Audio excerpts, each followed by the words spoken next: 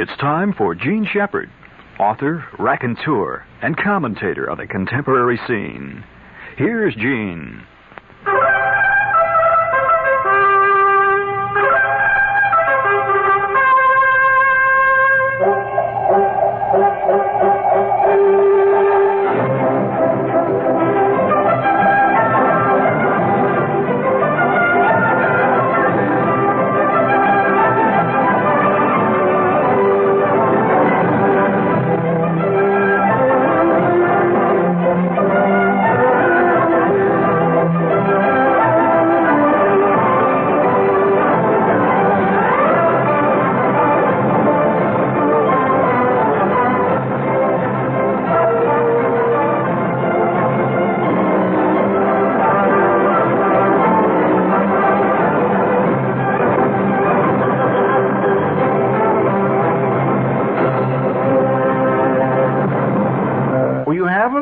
Oh, yeah, sure. Well, see, apparently my antenna is much more sensitive than yours. You guys don't notice much else until the damn house is on fire, then you notice it. But there is a commercial which shows the current trend among commercials, which is to portray life situations, but in a totally unlifelike way. So here's the scene where these four guys are riding along, and they're in a carpool. We all know that carpools are relevant, right? I'm using a Jersey phrase there. I hate to admit I do know that the word is relevant. However, I don't want to offend my friends on Route 3 who constantly refer to it as relevant. So, no. One must speak the language of the people if one is to speak to the people, right? I don't want no misunderstanding. So, you fight it the best you can. So I'm watching this commercial. It shows these guys in a carpool. That's relevant, right? Or if you are on the other side of the Wasatch Mountains, it's relevant. Now, these four yahoos are riding along, and it seems like the guy in the back, in the back, he's not behind the driver. He's on the opposite side from the driver. See, but he's sitting in the back seat. What's he doing? He's eating English muffins. Well, that's obviously he didn't have his breakfast done, so he rushes out, jumps in the car, and he's eating English muffins. Well, the guy sitting next to the driver turns to him and says, "Oh, wow, what a great smell in the car." He didn't talk like that. He talked, see, I'm translating it so that you understand what he said. What he really said is, say that as a splendid aroma at that point. See, I'm trying to I'm trying to put Madison Avenue ease into people ease. He turned and said, "That is a delicious, delightful, splendid aroma in this car. Someone is eating Thomas's English muffins." And so in the back there, you see Clifford. He's got these two halves of English muffins. He crunches again. And he says, "How about a bite?" Well, Clifford, being a true modern society type member, now this is where they fit. He is totally selfish. He says, in effect, "To hell with you." Oh, terrible. At which point, the driver then says, "Say, that certainly smells good." He says, "Here, you can have half. You are the captain." You're paying obeisance to authority. So the guy's driving. So he gives him half of this. Now, I wonder how many people observing this commercial would like to have their carpools have a little elegance like this, where men get in and eat English muffins and discuss the elegant flavor of Thomas's English muffins instead of what usually goes on in a carpool. Have you ever been in a carpool? And I will tell you about a carpool. When I was, all right, I'll tell you about a carpool. I was in a carpool once, and I was at this age 17 at this point, and I had this summer job, see, working in a steel mill. And I had this friend named Fergie, and Fergie had a car, see, so Fergie was going to pick me up, and he was going to pick Schwartz up, and he was going to pick Flick up every morning. There was only one problem with this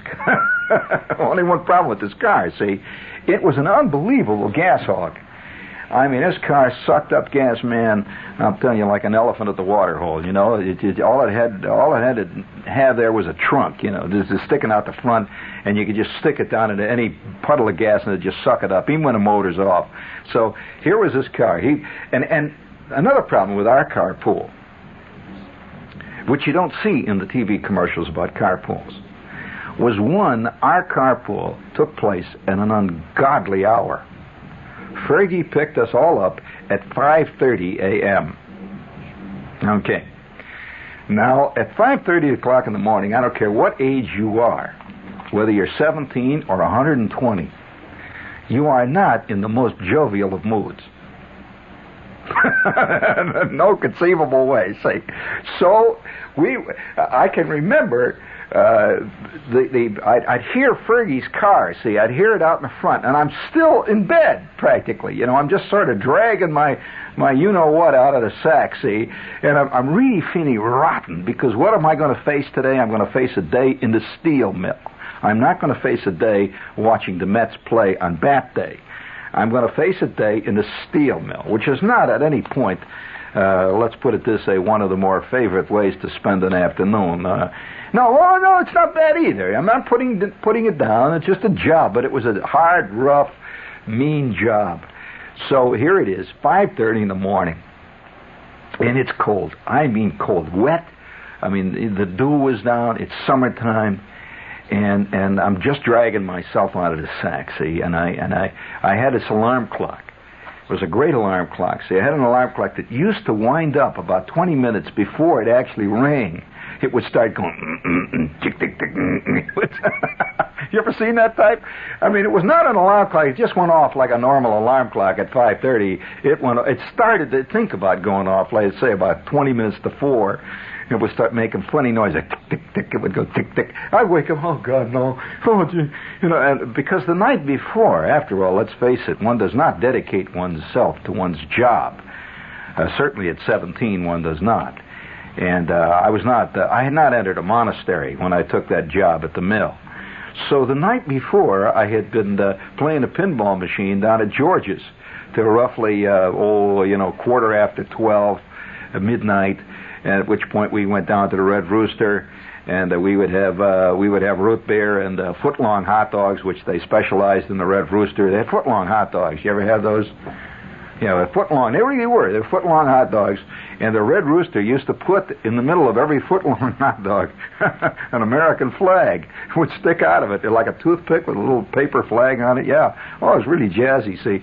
So you get this foot-long hot dog and drink A&W or Dad's old-fashioned root beer, which they also served there to great success at the Red Rooster. So we're drinking a root beer. We played the pinball machine.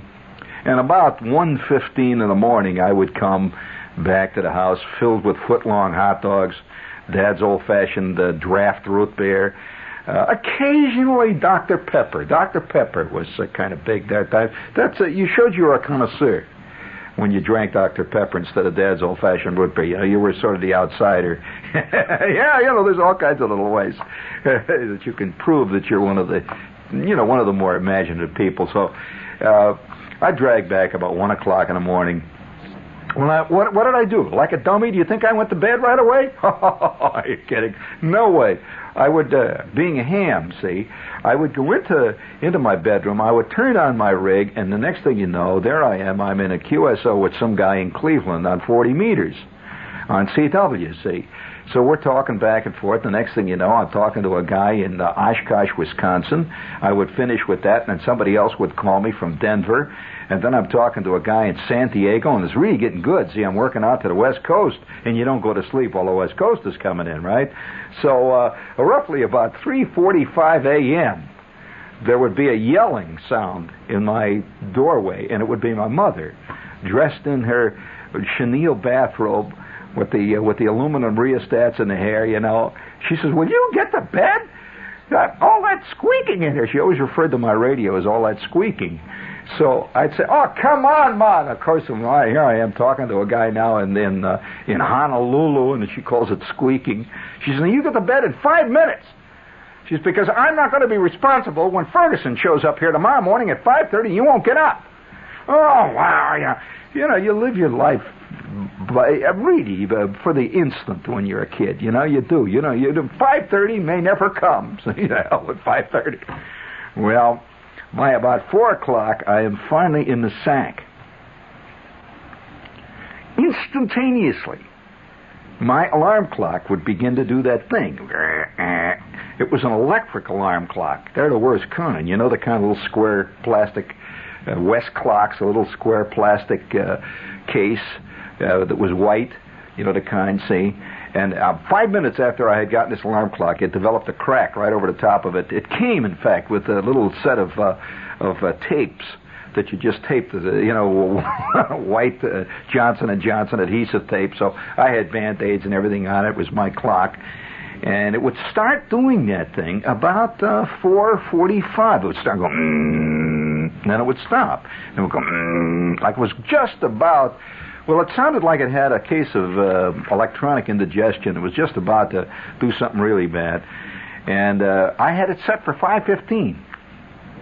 Well, it was a dumb alarm clock because, well, it wasn't accurate, see, because, where the little tiny thing in the middle there, the little gold knob, the little gold pointer where it says where you set it, well, it didn't have, it just said, it had midnight or 12 on the top, it had 3, it had 6, it had 9, and anything in between was just, what the hell, who cares? 2 or 3 hours difference, what matters, I mean, you're going to get up, see. So this thing would go off at odd times. I'd set it at 5:15. Sometimes it wouldn't go off.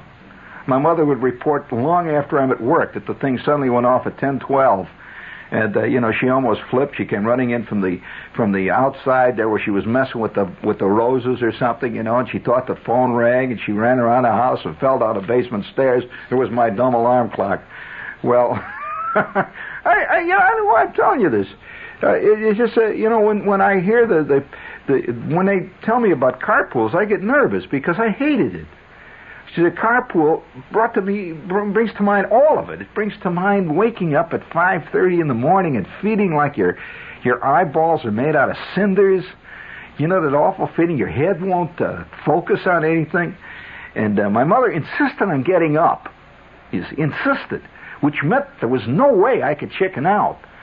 See, if she didn't get up, I could just sort of kind of sleep through or yell out the window at Ferguson, "Girl, I'm sick, go on!" And let her go at that. But she's up. So she, there I am. So I come staggering into the kitchen. I got my safety shoes on. And we had a rule, see, in this mill. You had to wear this hard hat. So I had my hard hat on. And it's 5:30 in the morning, and Ferguson was one of these guys who later grew up to be an accountant. This is a typical accountant thing. Well, no, accountants really believe in time schedules and all that kind of stuff, see. And Ferguson would show up he made me mad, exactly at 5:30. I mean, it was like on the second, 5:30. You'd hear that damn car go out there. See, he had these Hollywood pipes on it, see. And he'd always there. He'd go, and he'd gun the motor a couple of times. Well, he'd wake up the whole neighborhood. But nevertheless, it was exactly at 5:30. Now, if he'd gotten there at 5:25, I would not be as mad as the fact that he got there exactly at 5:30. If just once he got there at 5:29. I used to hate Ferguson. He had that smug... He looked like Dagwood. That dumb... Yeah, his hair stick up. He had a dumb, funny look and all like that. And, he was always dumb, and he was always talking about, hey, you guys, did you see what they are? And he was always happy in the morning. If there's anything I can't stand, it's a guy at 5:30 in the morning. And he always would say the same thing. He'd always say the same thing. You know what he said? How are you making it this morning? Well, the first 28 times... I accepted that as, kind of a nice thing to say. But after that, it got to the point where he would say that, and I'd say, shut up! And then I started to invent things like, my leprosy's back today. Or, well, I got diphtheria this morning. And I said good things in the car. And then funny, it got to the point where we wouldn't say anything. See, Schwartz was an absolutely truculent, silent guy in the morning. Schwartz did not say anything, except that you'd smell Schwartz's lunch. Schwartz, he had an aromatic lunch with him. Schwartz loved soft salami. And now he'd take a bag of about 28 soft salami sandwiches. He'd love to eat them all day long at the mill. See, he'd always eaten soft salami, and he would eat it on rye bread. Well, I don't know whether you've ever gotten into a Ford at 5:30 in the morning and be greeted by a blast of soft salami aroma when you are not a soft salami fan at 5:30 in the morning. As a matter of fact, even to this day, I'm just the kind of guy that's not interested in anything to eat till roughly 3 o'clock in the afternoon. Then I will consent only to consider something. But 5:30 in the morning to open up that damn car and I get a blast of salami. Well, Schwartz had the good taste to do nothing except sit in the corner and look like a toad. Just looked mad. He didn't say anything. So I'd get in there and, oh, God, the smell of it. And I always sat in the back on the right, where the guy that's eating the Thomas's English muffins sits. See, Schwartz would sit on the other side. I'd sit in the back there. Well, I would always have my lunch. Now, what did I carry in my lunch? Well, I was just getting out of the Twinkie phase. And and I had made the switch to Devil Dogs. It was a touchy time in my life when when you go through these changes, when you don't want to be reminded of them. And one day I would, and then I was going through a period too, where I went through the strawberry pie period. You know the little pies? Mrs. Applerot's pies, those kind of pies. Well, I was going through a period when I would, I'd look forward to my strawberry pie, or I would have my pineapple. I love the pineapple pie. I don't know why. Now I can't understand, but I like pineapple pie. See, I'd have this pineapple pie, and I would get in the car, and Flick would invariably, Flick sitting on the front. He would turn to me and say, "Hey," he said, "you got a pineapple pie today?" He wants to eat my pineapple pie. Well, then I would say to him back, I'd say, "And I suppose you've got a peanut butter and jelly sandwich which is going to make me throw up if you try to give me any of it at this hour of the morning." And he'd sit there with his lunch on his lap. I'd sit with my lunch, and we would say absolutely nothing. And the car would roar out into the traffic, and we would get in this long line of cars, and we would drive forward. Now, that's the way this carpool went for roughly 6 weeks. Day in and day out until the day that the disaster hit. Oh, you want to hear what happened, huh? Well, it's my feeling, I guess, about mankind is that you put any group of people together long enough, and you got yourself one heck of a stew. No, it just got to go this way. It's with the way man is. Man has a problem. Among many other problems, but one basic problem is man is two things. One thing, man is a herd creature. Oh yes, don't deny it. You're going to pretend, no, not me. I am an individual. I am not. Yes, friend, and you notice you're calling up from Staten Island to say it? You are not calling up from the Arctic Circle to tell me that. That man is a herd creature. In other words, he can't stop wanting to be with other men, or being with the scene. That's what all records are about. What do you think love is about? As a matter of fact, no, practically every record ever written is about love, at least in the United States, where love is considered the universal solvent. Incidentally, this is also part of the magic solution problem that we have. You notice there are no solutions to real problems. Think about that for a minute. Well, let's take New York City's problem right now. Now, when the mayor was elected, in fact, every mayor in the last 100 years that I can remember, every time he's elected in New York, he's elected on the premise that we are going to, at long last, have fiscal responsibility in New York. We are going to trim the fat out of the New York taxpayers' budget, right? Now, how many times have you heard this? Well, now, we tend to blame the mayor when it doesn't happen, but not so. In New York, have you noticed that every last group, every group, even some group that, spends a little city office that, sends rare stamps to Patagonia whenever New York City turns out rare stamps. And that office sends them to Patagonia at that point.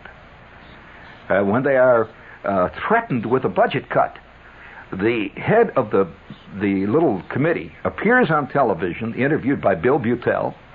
He appears and says, "I do not propose to stand still when the city fathers, if you can call them that, of the city of New York, propose to cut our budget, which for over 25 years we have fought to maintain, this extremely important, sensitive office, which is giving to the city of New York things which the city of New York... And, forget it. Forget it. This crowd is going to fight to the last. And since each one of them is a voter, and each one of them is a member of a minority group, on top of that, forget Itsville. So every last group... And then there's one group today who comes on constantly and implies that the reason we're in trouble is because the bankers somehow are doing it to New York. Well, it seems to me that it's not the bankers that pay the bill in New York. It seems to me it's the taxpayers. But you don't want to say that. Because if you say that, you're liable to get yourself in trouble. So you pretend it's the bankers.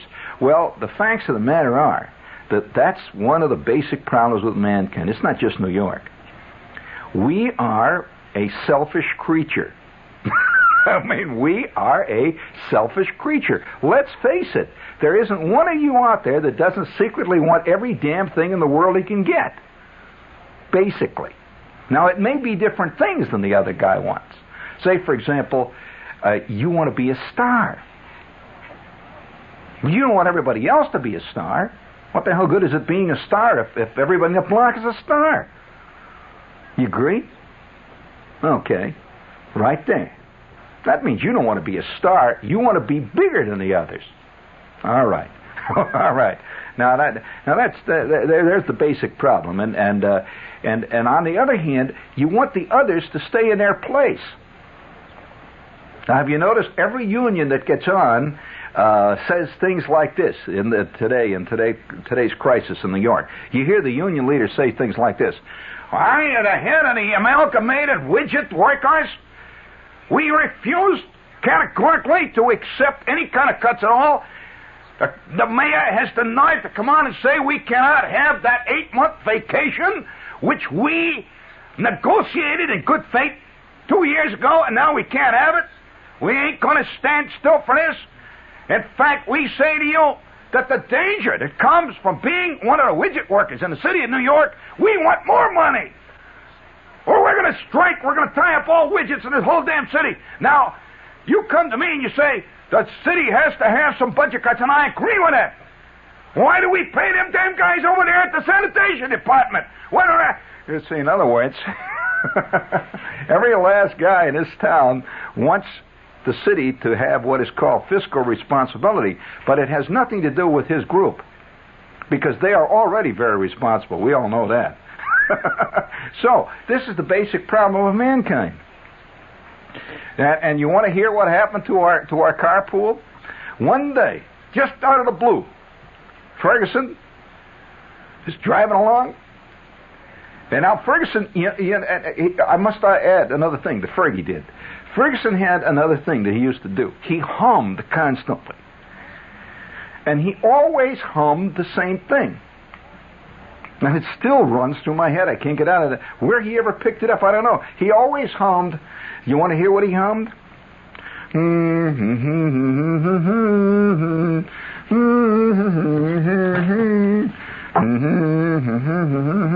Look at that slob there. Hey, shut up, will you? He's hollered in another car. And I'm sitting in the back there saying, and Flick, what did Flick do at all times? At all times, Flick would suck on his teeth. He's always going... Well, at first I was not aware of this. When me and Flick were playing baseball, and Flick was in center field and I was playing third base, I was not aware of this disgusting Flick habit. He was constantly doing this. Schwartz, on the other hand, Schwartz seemed to glower. Now, I never realized that Schwartz was always in such a bad mood. So Schwartz would sit in the corner and just look mad. Well, one day, out of the blue, and this is the kind of allegory, friends, that could be very well applied to New York City. Now, it was quite obvious that all four of us were getting some kind of benefits out of this. For one thing, we were all riding to work. And that was pretty important, because we all had this job, right? Now, had we been able to ride to work in comparative peace, it would have worked out pretty well. I wouldn't be telling you this story. But one day, we're riding along, and we're just popping along over a bunch of railroad tracks. See, we had a lot of railroad tracks, and that also was very irritating. At 5 o'clock, 5:30 in the morning, and this car had no shocks at all. This car had, the shocks had gone out of this car about the time that the third owner owned it. And Fergie, of course, was about number 28 in the line, see, so this car had no shocks whatsoever. And we'd chip in for the gas on the thing, that's all right, see. But we would go over the L&N tracks. Now, the L&N, Louisville and Nashville, right? We'd go over the L&N tracks, and as we go over the tracks, this thing would, everything would go up and down, and it had bad kingpins, see. And when we'd go over the tracks, it would shimmy. And it would go, and finally Ferguson would get it under control, see? And he'd immediately go, and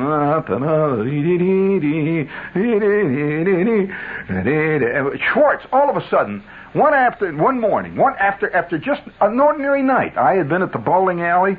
I hadn't seen Flick the night before. I saw Schwartz briefly at the Red Rooster. Fergie had dropped by for about 5 minutes. An ordinary night. It's just an ordinary thing that set it off. We go over this track, and Ferguson is fighting the car. It's going like that. He's trying to get us to work. Now I look back on it.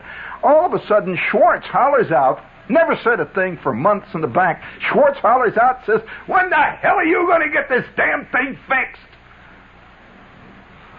Ferguson turns around, stopped humming, and says, "If you don't like riding in my Chevrolet, Schwartz, you can damn well get out and walk." Schwartz says, "All right." It just blew up. Ferguson says, You're kidding, right? Schwartz says, "No." And Ferguson says, "Well, neither am I." He pulls up to the curb. Schwartz gets out. Well, we started out again, and there's Schwartz. Schwartz just turns around and walks away. We start out, and I'm sitting in the back, and I said, we should have been a little easier on Schwartz. I said, "Now how the heck is he going to get to work?" At that point, Ferguson says, "It's none of my damn business how he gets to work." And Flick turns around to me and says, "Are you going to take the side of that guy, Schwartz? Are you kidding?" I said, Flick, that reminds me, Flick, now that we're being honest. Flick, will you stop sucking on your tooth for just 1 minute? At least stop sucking on your tooth while I am talking to you. And Flick says, he's Ferguson. Hey, Fergie, pull over to the curb. Pull over to the curb, Fergie. And Ferguson, what's eating you? And Flick says, "Pull over the curb. I'm not going to ride in a car with this guy. I've had enough of this guy. He gets in there every morning, and I can smell that damn pie every morning. I'm so sick and tired of smelling pineapple pies, I can't stand it." I said, "Well," at that point I said something which I cannot say in the air, and I told Flick what he could do, and Flick took exception to that. Ferguson pulls over to the curb. Flick gets out and says, "The hell with you. I'll go with my uncle from now on to work." And away we went. We drove for about 2 blocks, and finally Ferguson turned to me and says, "Look,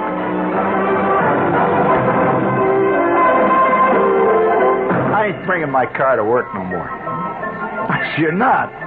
He says, "No, forget it. He says, I'm tired of you getting out of that house every morning and yelling because you're mad because you don't like to get up at 5:30 in the morning. You got a job, you should start." I said, "Wait a minute. Are you trying to tell me how I should act in the morning?" He says, "Yeah." I said, "Okay, forget it. Let me out."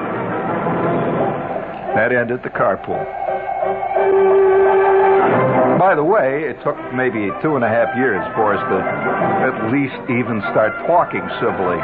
It never got back to their original way. So, friends, there's a lesson in that for all of us. Man is destined, like the great grizzly, to go his own way. Unlike, however, the great grizzly, he's got a thing inside of him that tries to pretend that all the other grizzlies like to go his way, too. Therein lies the great conundrum, the paradox. One word of warning, friends. If you're going to get a ride in a carpool, beware of salami eaters. They are dangerous.